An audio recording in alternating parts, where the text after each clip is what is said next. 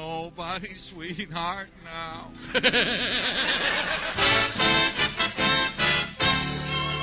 Featuring the romantic singing of Andy Russell.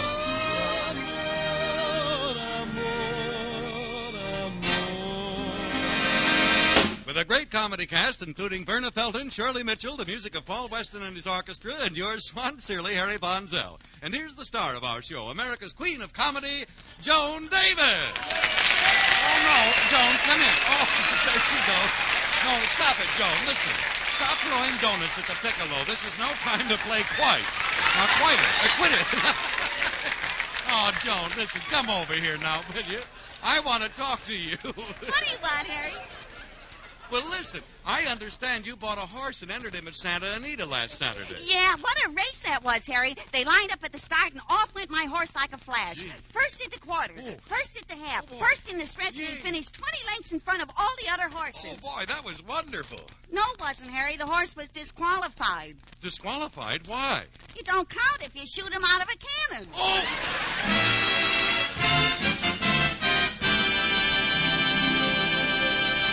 Swanville, USA, January 21st. Today, with the weekly magazines hitting the stands, the citizens of Swanville satisfy their literary tastes. Some readers are news conscious, some readers are fashion conscious, some readers are sports conscious.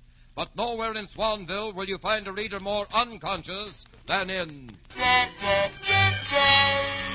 Joanie's Tea Room. Joan Davis speaking. Oh, hello, Mrs. McCulloch. Yeah, I got my copy of True Heartthrob magazine, too.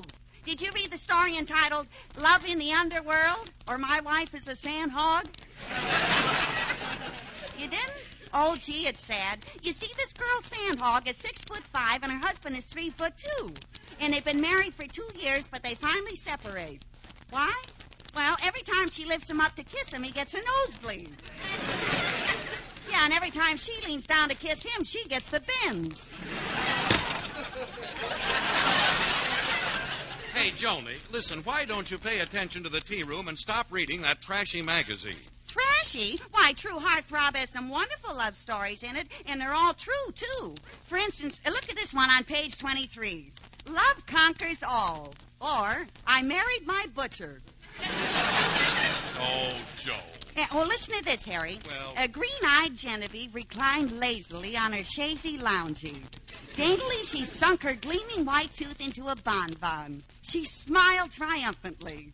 It was a cherry.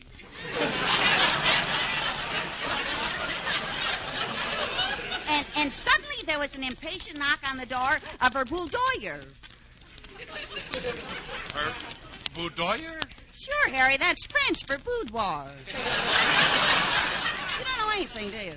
Say, Andy, where are you going? Well, Miss Davis, if it's okay with you, I thought I'd leave a little early this evening. Oh, gee, Andy, can't you stay a little while? Pretty soon there won't be anybody here but us two. Gosh, I'm sorry, Miss Davis, but you see, our college basketball team is practicing tonight.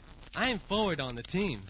Well, you may be forward on a team, but you're backward in the tea room. Never mind. Hey, can I go with you, Andy? Oh, sure, Harry. Oh, Harry, you're not going to get out of here as easily as you think. Here comes your girlfriend, Rosella Hipperton. Hello, Mrs. Hipperton. Hello, Mr. Russell and Miss Davis. And Mr. Bonzell. Hello. Oh, sure. Look, hello, Rosella. I'm awfully glad to see you. Oh, Harry, I'm so glad to see you. Ain't you glad to see me, Hippie? Really, Miss Davis, your presence here is nothing but an unnecessary intrusion. Oh, Harry, I've been taking those long walks that you suggested. Don't you think I look pretty fit? Why, yes, Rosella, I do. Joan, don't you think Mrs. Hipperton looks fit? Yeah, fit. F-A-T, fit.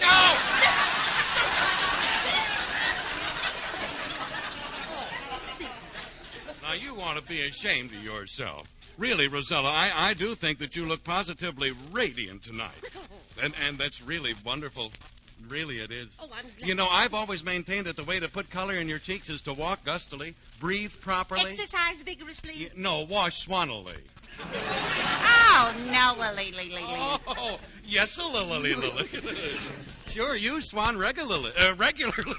Because Swan is the new white floating soap that's 4 swell soaps in one, you know. Swan's pure as fine cast steel, so it's great for bathing the baby and for your hands and face. And Swan gives... Did I tell you this before? No. No, I do. Oh, no. And Swan gives such wonderful suds. It's great for dishes and light laundry, too. Great for baby, for you, for dishes and light laundry. What a soap that is. Well, I hate to change the subject, Mr. Von Zell, but I came over here to ask you to go with me to the Swanville Motor Company and see the new 1946 model. Oh, model? Mhm. Well, if you're looking for a model soap in 1946, use Swan. Please, Mr. Von Zell. Oh. There is one car in particular I'd like you to see. It has leather upholstery, chromium fittings, and four-wheel brakes. Four-wheel brakes? Oh, four-wheel brakes, a cake of Swan and two. I get. And if you're good at math, that leaves half a cake for the kitchen and the other half for the bath. I do mean Swan. Mr. Von Zell. Those lovely suds. Harry. Won't you join me, Rosella? Certainly. Oh, fine. Oh, what a Well, you have just heard those sweet Swanee serenaders, Sopo and Hippo. Say, Harry, I don't want to rush you, but if you're going to basketball practice with me, we'd better get started. Well, I'm all set, Andy. Basketball practice. Harry, aren't you going with me tonight? Not tonight, Rosella. Tonight I'm going out with the boys. Come on, Andy. Oh, how humiliating. I never thought that Mr. Von Zell would give me up for basketball practice.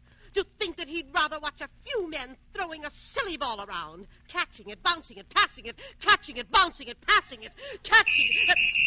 That's the end of the half, Hippie. You can stop dribbling now.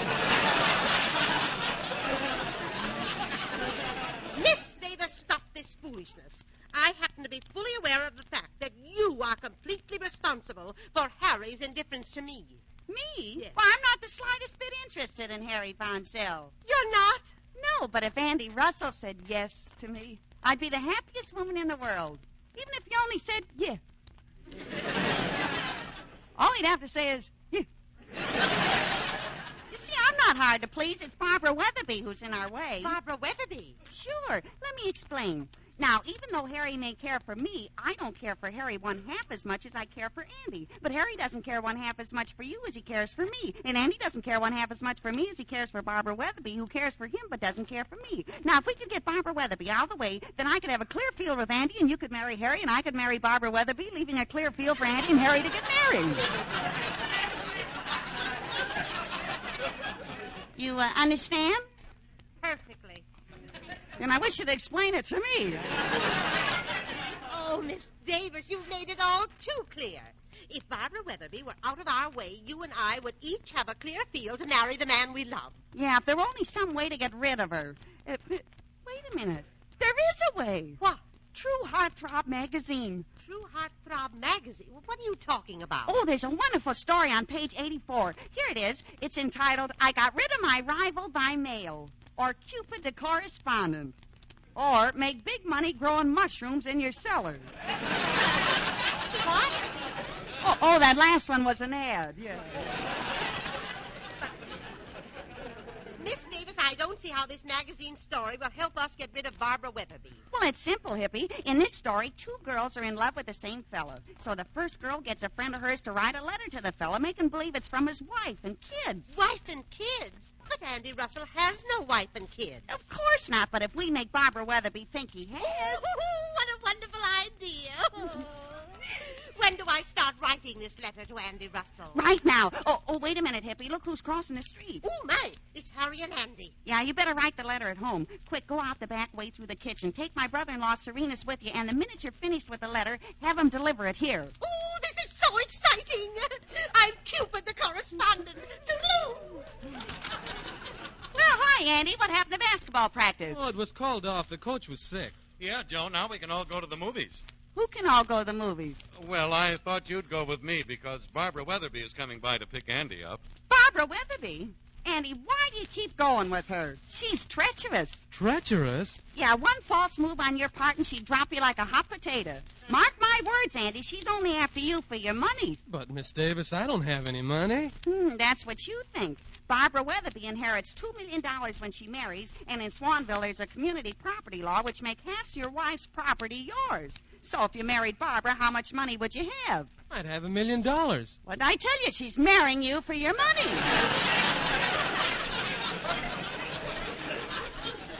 Yeah, but But on the other hand, take me, Andy. Why, I love you for what you are. The way you walk, the way you talk, but especially the way you sing.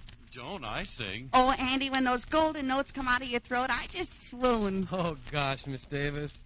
Joan, I sing. Oh, Andy, there's no other voice like yours. Gee, thanks. Joan, I sing. Well, Harry, as long as you got the icing, go bake a cake. Oh. You sing, Andy. Love me as only you can love me. There's no one who can love me the way that you do.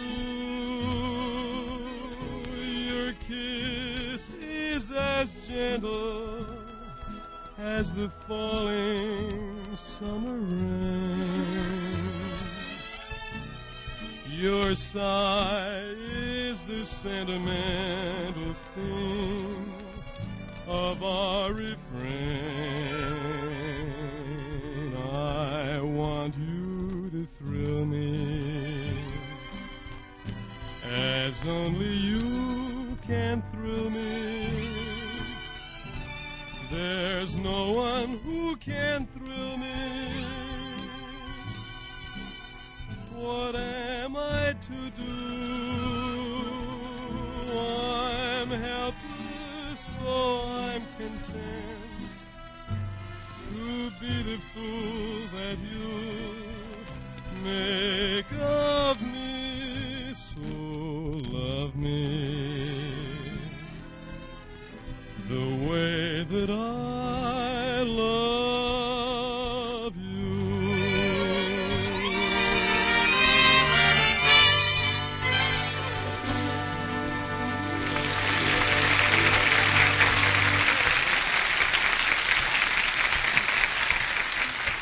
Oh, gee, Andy, that was swell. You know, if I was your wife, I'd sit and listen to you sing all day. Would you really? Sure, Andy. Haven't you ever really thought of getting married? Of course. What man hasn't thought of marrying Miss Davis?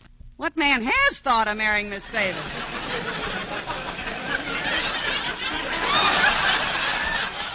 Now, Joan, that is not true. After all, you know how I feel about you. How's that, Harry? Well, I'm a man and you're a woman. Oh, Harry, you saw my new license plates. Anyway, Joni's tea room. Joan Davis speaking. Hello, Miss Davis. This is Rosetta Hipperton. I finished the letter to Andy Russell, and your brother-in-law, Serenus, is on his way over with it. Oh, boy, and that certain party we were talking about will be here, too. You mean Barbara Weatherby? Yeah. Oh, our plan is working out perfectly, isn't it? It sure is. See you later. Hey, Joan, who was that? Oh, well, it was the man at the meat market. He's a good friend of mine. Oh, has he got some meat for you? No, he invited me over to smell the hook.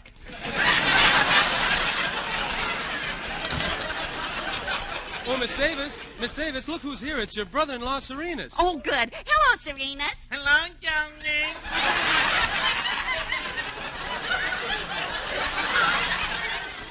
Glad to see me? Well, I certainly am, Serenus. Well?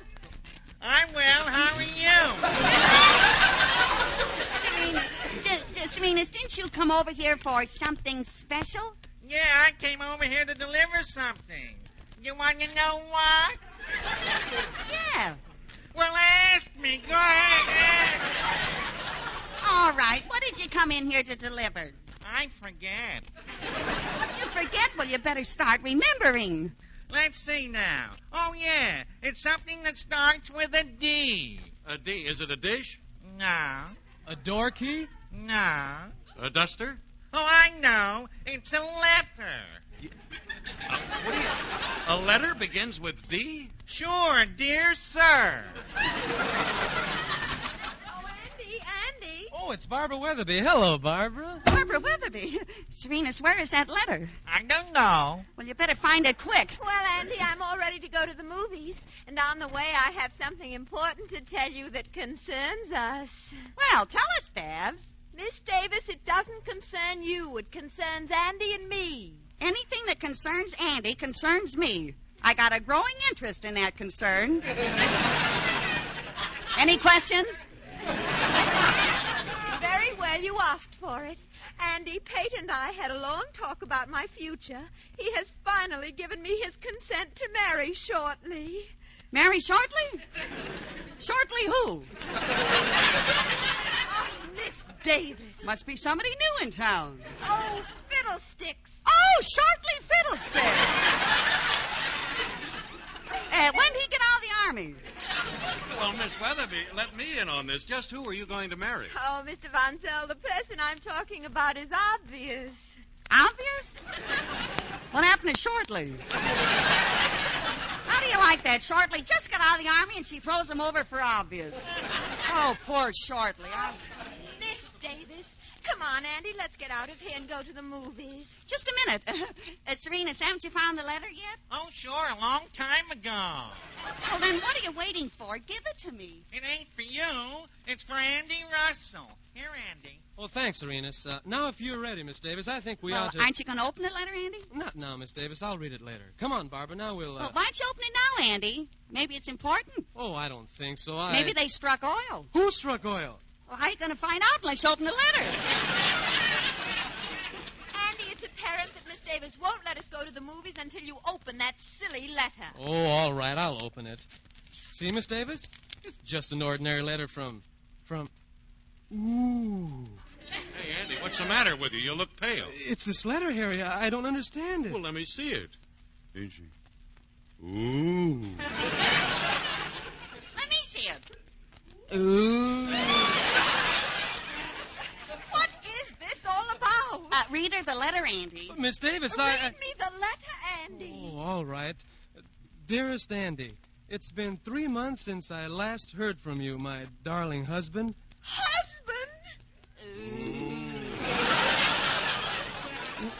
We all miss you, especially the 3 children. 3 children? Ooh. When are you coming back to Peoria? Peoria? Oh! It's signed Gwendolyn. Well, Andy, you never told me about Gwendolyn. But Harry, Andy Russell, this is horrible. But Barbara, To think that you would do this to me. How could you go out with me here in Swanville and at the same time have a wife and 3 children in Peoria? How could you? Maybe he's got a helicopter. Now, Barbara, you've got to listen to me a moment. Mr. Russell, I don't want to talk to you ever again. What's more, I'm going to leave this tea room right now, and you'll never see me again. Never, never. Gee, I wonder where she's gone. Not Peoria. That's too crowded already. Oh, but don't worry, Andy. Let Barbara Weatherby run away. Your real friends will stick by you despite everything. But, Miss Davis, this letter is a fraud, a phony. I've never heard of Gwendolyn. I've never heard of 3 children. I've never heard now, of... calm yourself, Andy. You're all upset. What you need is a good hot cup of tea. Wait here. I'll go in the kitchen and brew it. Ah, there's good brews tonight. Harry, you certainly don't believe this, do you? What'd you say, Andy? I says you certainly don't believe this, do you? Andy Russell, you little devil, you. Oh, Harry, will you stop it? I haven't got a wife or children anywhere. Yeah, but the letter. The letter. Hey, look, there isn't even a postmark on it. What? Somebody's playing a trick on me. Well, who... Uh-oh. Yeah. Andy, look at the title of this story Joan's been reading in True Heartthrob magazine. Yeah. I got rid of my rival by mail, or Cupid the correspondent, or make big money growing mushrooms in your cellar. What? Oh, the last one was an ad. Oh, Here, don't you see it, Andy? Joan got the idea of writing this phony letter to you from this story. now I see. I should have figured that she was behind this. Well, certainly, me too. Hey, Andy, I've got an idea how you can get even. How? Well, this trick can work 2 ways. Know what I mean? I get it.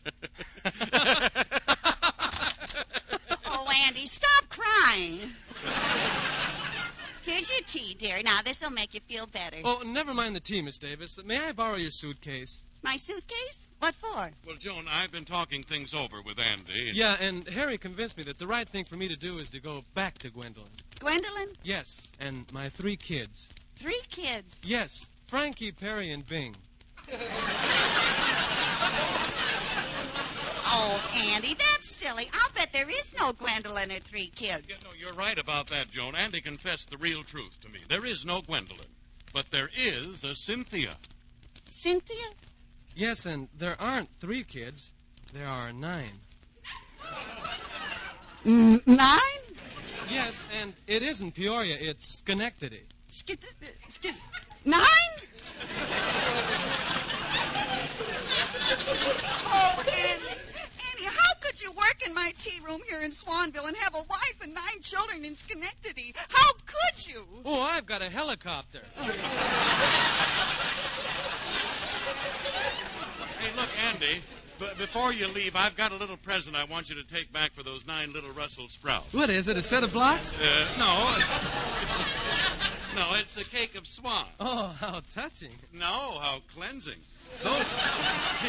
Those kiddies will love Swan, the new white floating soap that's pure as fine Castiles. Why, Swan's so mild the doctors recommend it for a baby's tender skin. And if it's good for baby, it's good for your hands and face, your tub or shower. Yes, sir, Andy, your 9 kids will love Swan. And you want to know what else I'm going to give you? Certainly. Well, ask me. Go ahead, ask me. All right, I'm asking you, but what else are you going to give me? Another cake of Swan? No, another cake of Swan for your wife, Cynthia. She loves Swan, too, because Swan is so gentle and yet so hard-working.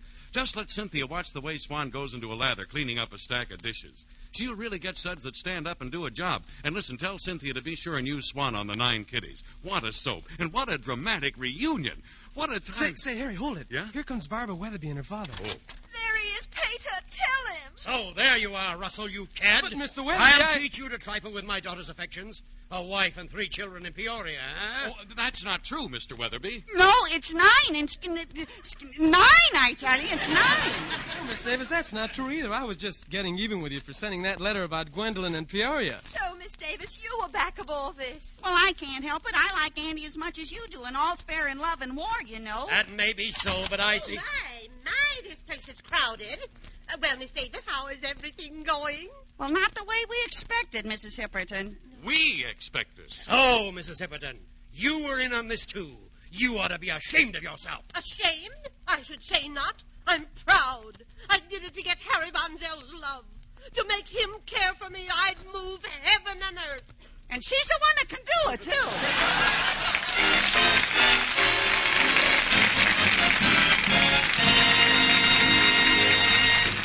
Joni will be back in just a moment. Meanwhile, here's a quick tip. It's about a free offer. A free cake of Swan soap for every baby born this year. Yes, sir, that famous Swan offer is being made once again for 1946. We want all the 1946 babies to be Swan babies right from the beginning. That means they'll be lucky babies, too, because they'll be getting their baths with Swan, the new white floating soap that's just what the doctor ordered. Swan, the soap that's pure as fine Castile. So get those 1946 babies off to a wonderful start. You can learn the details from your grocer. Remember, Swan is baby's own white floating soap. And now here's Harry, Joni before again. we go, Oh, Miss Davis, the Swanville Ladies Literary Society is having a very special guest of honor next week, and we'd like to welcome him by holding our meeting in your tea room. Oh, fine, Hippie. Say, when are you going to make me a member of that society? Really, Miss Davis, you don't spend enough time with books. Well, how can you say that, Hippie? I practically live in the public library. You do? Yeah, I was evicted from my apartment. Oh, no. Oh, yeah, I sleep between Helena Troy and Bertha the sewing machine girl. Oh, nay. Oh, yay. I used to sleep on the shelf with Lassie, but I had to get out. Why? Lassie came home. Good night, folks.